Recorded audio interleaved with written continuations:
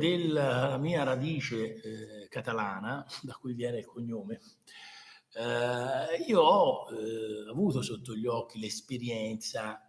della valorizzazione linguistica, quella che chiamano l'immersione linguistica catalana, che oggettivamente, piaccia o meno, ha prodotto dei risultati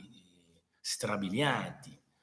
Li ha prodotti ovviamente non solo grazie all'intervento legislativo, che è sempre, come dire, un buon viatico per fare le cose, ma non mai bastevole a realizzarle. Le ha prodotte perché lì lo statuto del 79 dell'autonomia catalana intanto aveva questa previsione del catalano come lingua da affiancare allo spagnolo. Poi ci fu la legge dell'83, poi ci furono tutta una serie di politiche, ci fu una resistenza forte anche del Tribunale Costituzionale spagnolo, che però poi con una famosissima sentenza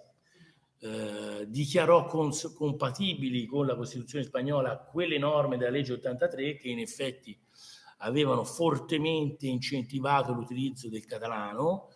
Ci furono quei 4 assi vitali che furono l'istruzione anzitutto, cioè la formazione in lingua catalana, la pubblica amministrazione, la toponomastica e la comunicazione pubblica. E insomma lì ci venne fatto, oltre allo sforzo legislativo, uno sforzo imponente di consapevolezza collettiva di quello che poteva valere oggettivamente il mantenere viva la lingua catalana, e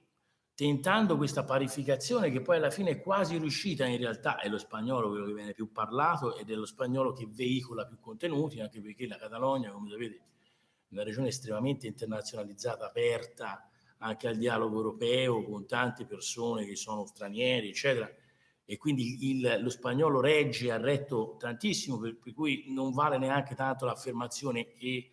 la promozione, la tutela del catalano è andata a discapito dello spagnolo, perché si è capito benissimo che si può arrivare all'apprendimento di ambedue le lingue senza che l'una vada a pregiudizio dell'altra, per cui questa eccezione che talvolta viene mossa la possiamo restituire al mittente perché è comprovata dai fatti. Io, e ti do subito la parola, veramente non riesco a capire come mai in Sardegna non si sia riusciti in così tanto tempo a mettere questa tra le priorità dell'agenda politica. Devo dire che recentemente è stata varata la legge, la 22 del 2018, che insomma un passo in avanti lo muove, pur avendo tutta una serie di criticità. Io ho notato in particolare questa,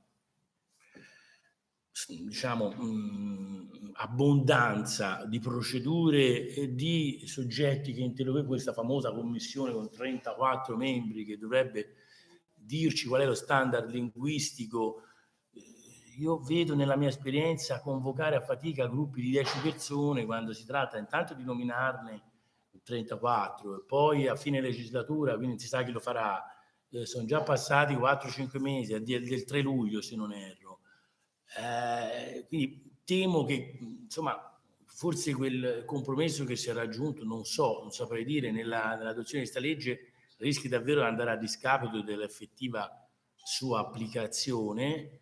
E poi ci sono una serie di altre criticità, anche la stessa menzione dell'Accademia di Susanna come se dovesse essere rifondata mi sembra una svista, ma insomma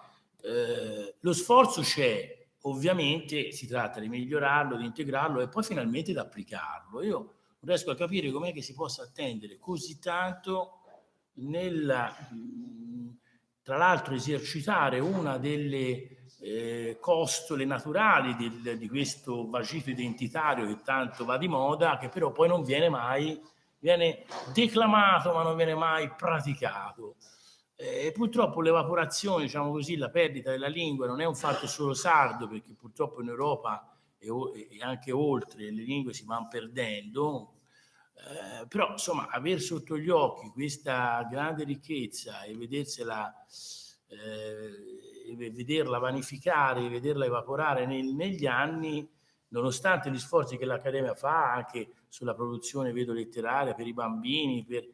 che che però non possono essere sufficienti con le forze di un'associazione culturale. Insomma, qui o si fa un investimento, si capisce che c'è un valore, lo si tutela e si cerca di avere una ricaduta diffusa, o altrimenti pensare che le cose si facciano da sole credo che sia illusorio.